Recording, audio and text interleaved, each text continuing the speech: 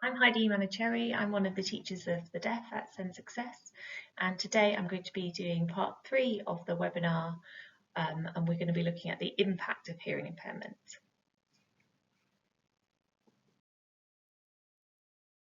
So we're going to be focusing on the impact that hearing impairment has on language development, literacy, and mental health.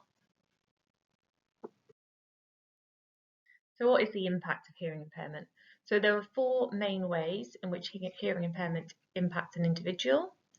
The first of which is the delay in language skills. So the development of receptive and expressive communication. So receptive being the language, the understanding, and expressive being the words, sentences, and speech sounds we use to communicate. The second major impact results from the language difficulties, and that is reduced academic achievement. So children with a hearing impairment don't always achieve what they should do in terms of academic success. The third difficulty is around social isolation. So communication difficulties often go on to lead to an individual not being able to maybe communicate with those around them, and that can lead to the mental health issues further down the line. And also, longer term, we can see an impact on the choices that an individual might make when they're thinking about their career. They also might struggle in things like interviews to communicate their skills, and this will have an impact on their careers. So we're going to have a look at some everyday difficulties that someone with a hearing impairment might face. Obviously, no two people with hearing impairment are the same. Even if their hearing levels are the same, there's lots of different factors to consider.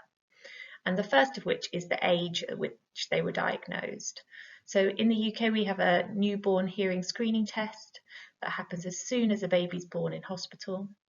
And this will pick up about 50% of children with a hearing impairment will have it from birth. So this will pick up those children straight away. The children who develop hearing impairment later on in childhood, we're relying on parents or people in education to kind of pick up on that and take them for a hearing test. For whatever reason, if this gets missed and doesn't get diagnosed early, then we can see a big impact on language, because language develops so quickly when children are young that even a short amount of time can have a big impact on language development.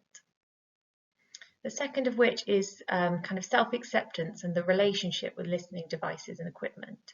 So it's really important that children wear their hearing devices at all times, at home, at school, and the willingness to do that and to be comfortable to wear them and to be proactive in making sure that they bring them to school and change the batteries regularly has a huge impact on that child's ability to hear and therefore develop language and succeed in education. And a lot of this comes back to the family. So the family being on board with the child's hearing impairment, being accepting of it and supportive, and taking an active role in making sure that the child is happy with their hearing devices and feels comfortable and confident wearing them.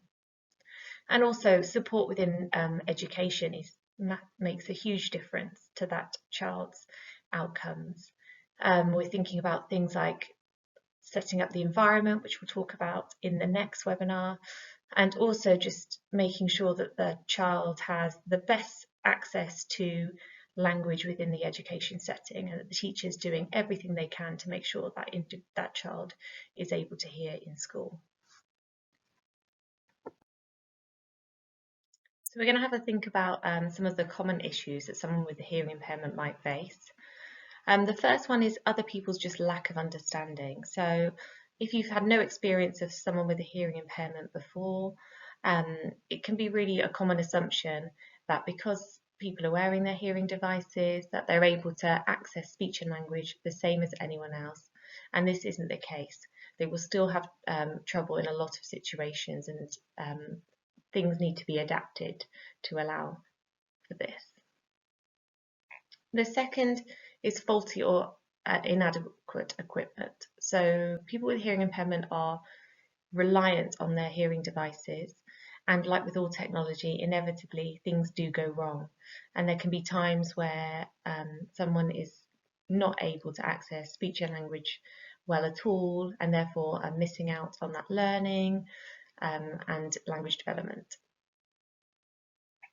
Another really frustrating and common issue is having to kind of explain your hearing impairment. So getting across to people the difficulties they're having can be really hard to be constantly telling someone, and communicating with hearing people, because people don't understand what it's like. They might do lots of things, for example, like covering their mouth when they're talking, and not being aware of the things that they could do to help a person with a hearing impairment understand them.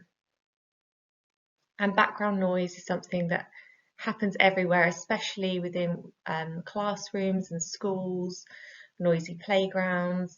There's lots and lots of background noise all the time that is constantly making it more difficult for someone with a hearing impairment to focus and listen to the important information.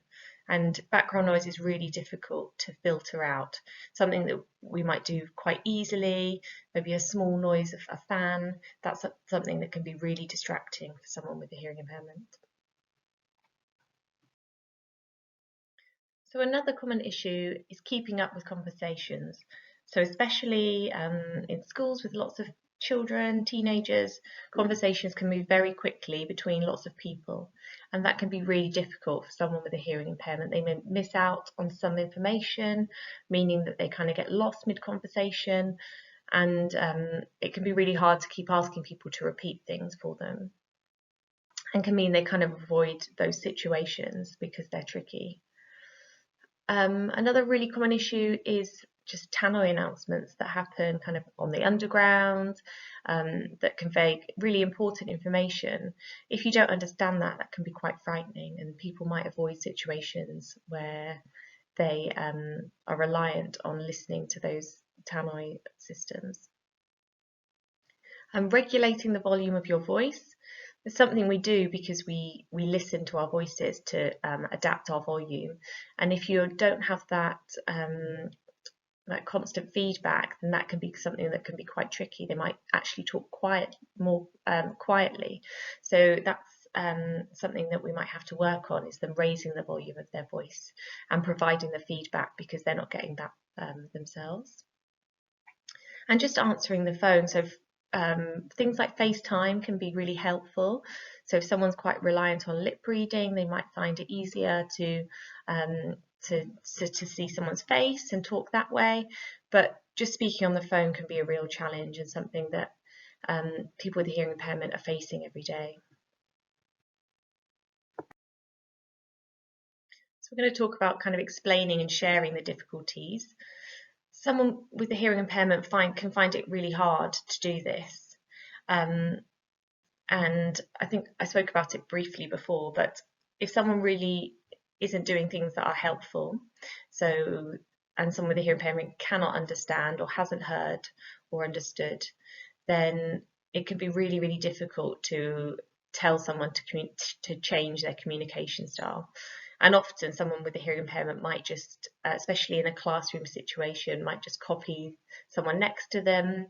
They might have strategies that mean that when they don't understand, they wouldn't necessarily put their hand up to ask. They would just follow the person next to them. So it can be quite difficult sometimes to work out exactly when they haven't heard or when they haven't understood.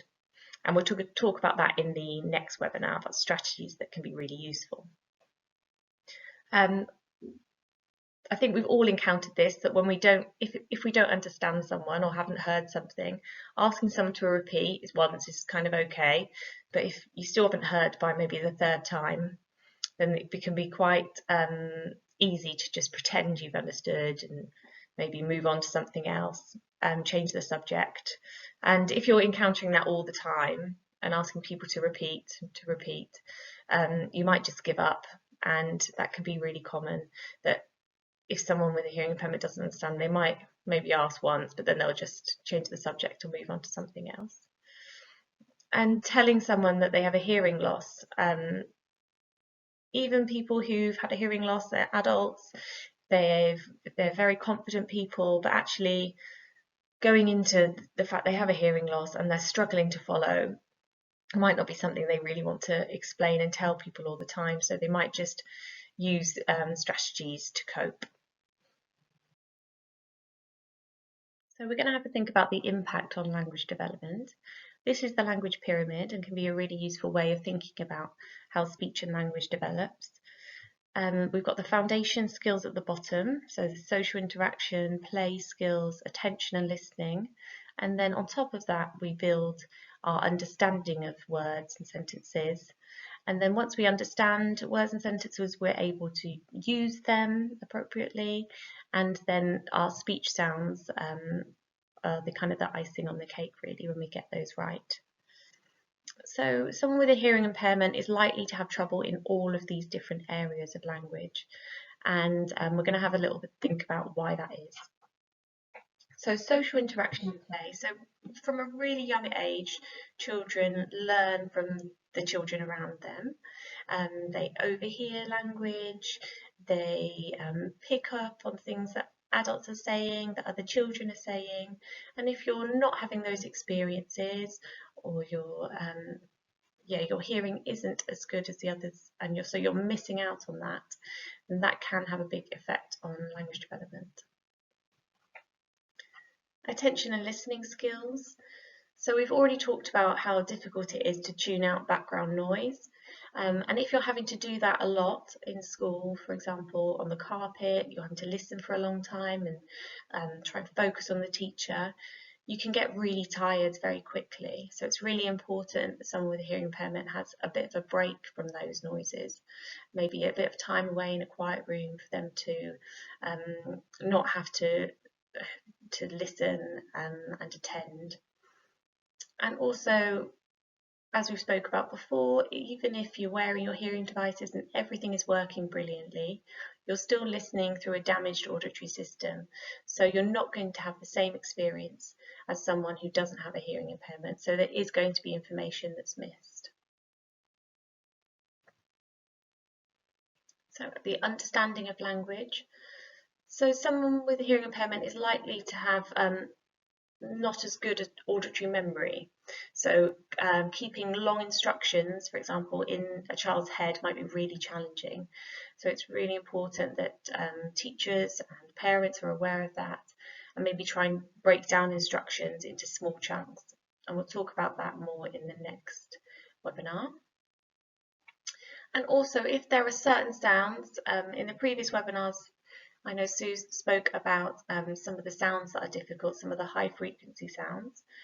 And if you're not hearing all those, then that can have a huge impact on what you understand. So for example, if a teacher says fish, then if you're not hearing that f sound at the beginning of the word, there are lots of different words it could be. It could be dish, it could be wish, and if there's no other information for you, just that auditory information, then it can be quite easy to get lost and to not follow what the teacher's saying quite quickly.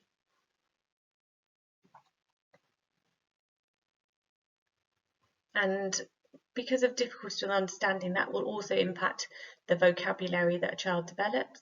So their vocabulary might not be as well developed as some other children. And because they're not overhearing all the time in other words that children use or adults use, then it's more difficult for children to develop that vocabulary. And also speech sounds are quite commonly affected in someone with a hearing impairment. So because they're not hearing, say, those high frequency sounds, they won't be able to produce them. And that's something that they might need to work on, maybe with a speech and language therapist. And lots of our children with a hearing impairment will have some involvement with a speech and language therapist. So this is just an example of how incidental language learning works. So two children in the canteen. One of them's while he chooses his food, he's having a listen to what the teacher's talking about. But that wouldn't be something that would be accessible for that child on the end. And so they are very much focused on what they're having to eat and missing out on those experiences.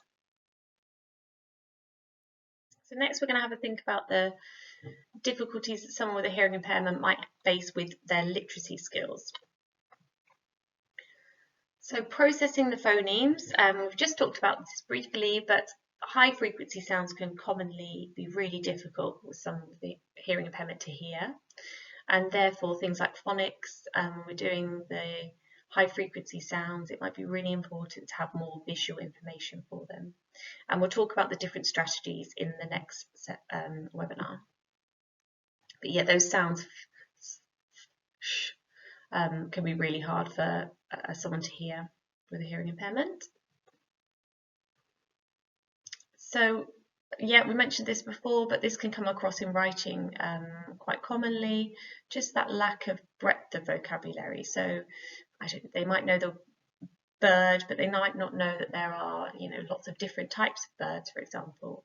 And that's something that can be pre-teaching can be really helpful for, which we'll talk about in the next webinar. So because of the difficulties with those high frequency sounds, things like plurals, there's very subtle differences in the sound of those words. So they might get missed quite frequently, and then that might commonly come across in literacy and writing. Things like he, she, that's another high frequency sound. The sh might, so they might not be able to make that distinction. And some of the really high level language skills, so things like predicting, using inference, sequencing, can be really difficult with someone with a hearing impairment. And they might need more time to kind of go over those concepts. So they're kind of like the real high level language skills that children might need a bit of extra support with. And again, humour, idioms, metaphors, similes, those abstract concepts that aren't so concrete. They might have less experience of them, of overhearing them, of them in conversation, so they might be something that is difficult as well. And just expressing ideas, getting everything down in writing, especially because of the difficulty with auditory memory sometimes, that can have an impact on getting their ideas down on paper. So all the factors we've talked about today have a huge impact on someone's well-being and therefore their mental health. We've talked about how important families are in accepting hearing impairment, and if that isn't the case, children can feel quite isolated even within their own family. They might be the only one with a hearing impairment, maybe grandparents, aunties and uncles really don't understand, so they're left out of conversations, and that can really have a huge effect on how someone feels about themselves. If an education setting isn't working well for a child, that can have a massive impact, and if they're having to make hard decisions about whether to leave their local school and maybe go to a school, a residential school or a unit, then that can be really hard to be separated from their families and can have a big impact on someone's mental health. If in school they're really struggling kind of with conversations, with keeping up with things in the playground, it can mean they quite quickly become isolated from friendship groups, and that is really difficult for pupils with a hearing impairment. Just having those lack of communication skills, not having social skills that are maybe at the same level as your peers, so you're not understanding the social rules because you're missing out on information. That can sometimes lead to bullying, which obviously has a huge impact on someone's mental health. And also, if your family really don't understand your difficulties, your hearing impairment, and you've got the feeling you're not doing well in school because you're not hearing, you're missing information, then those low expectations and low aspirations can just lead on to you feeling not great about yourself. And obviously someone with a hearing impairment doesn't have any learning difficulties, but people might misunderstand that and think that just because you have a hearing impairment, you're not intelligent, which obviously is not the case. Thank you so much for listening to part 3 of our deaf awareness training. Please do get in touch if you have any questions or queries, and hopefully you'll listen to part 4. Thanks.